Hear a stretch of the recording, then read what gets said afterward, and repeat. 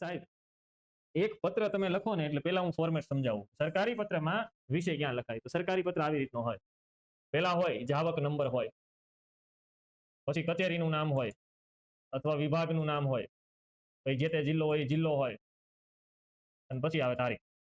ઉપર આટલું લખે, પછી લખે પ્રતિ. ધ્યાન આપો, પ્રતિ પછી અલ્પ વિરામ કરવાનું થતું નથી. લોકો અહીંયા કન્ફ્યુઝનમાં આવે. પ્રતિ પછી ક્યારેય પણ અલ્પ વિરામ આવે નહીં. અહીંયા પ્રતિ પછી અલ્પ વિરામ તમે નહીં મૂકતા. સરકારી પત્રોમાં એ મૂકવું યોગ્ય નથી. નમૂનામાં ક્યાંય તમને મળશે નહીં. પ્રતિ લખ્યા પછી પ્રતિ કોને મોકલવાનો છે સાહેબ? તમારે કોને મોકલવાનો છે? જેને મોકલવાનો હોય ને એ સરકારી અધિકારીનો હોદ્દો, જેમ કે નાયબ નિયામક શ્રીને મોકલવાનો હોય તો એનો હોદ્દો લખાય. પછી જે તે કચેરીમાં કાર્યરત હોય કચેરી કે વિભાગનું નામ લખાય.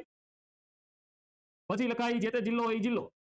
તો આ મોકલનાર અને જેને મોકલવામાં આવ્યું છે એ મેળવનાર, આ બંનેની વિગત લખી પછી સાહેબ અહીંયા લખાય વિષય. અહીંયા વિષય લખવામાં આવે અને પછી આવે સાહેબ સંબોધન, કે માનનીય શ્રી, કે ફલાણું શ્રી, કે XYZ. બરાબર.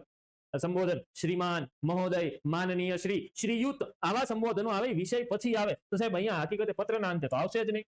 સંબોધન પછી એનું આવે, આ ખોટું. ડાબી બાજુ નીચે એનું આવે, એ ખોટું. સંબોધન પહેલા આવે અને તારીખની નીચે. તો અહીંયા આપણે આ સાચો જવાબ ગણી શકાય, પરંતુ અહીંયા આપણે તારીખ નીચે શબ્દ હટાવી દઈએ, કેમ કે વચ્ચે પ્રતિવાળો આખો ફકરો આવી જાય છે. તો અહીંયા સંબોધનની પહેલા વિષય આવશે. આ વસ્તુનું ખાસ ધ્યાન રાખજો. પછી અહીંયા આખો પત્ર લખે અને છેલ્લે લખે આપનો અથવા આપનો વિશ્વાસુ. પછી અહીંયા વ્યક્તિ ઓલા સહી અને હોદ્દો કચેરી. That's it.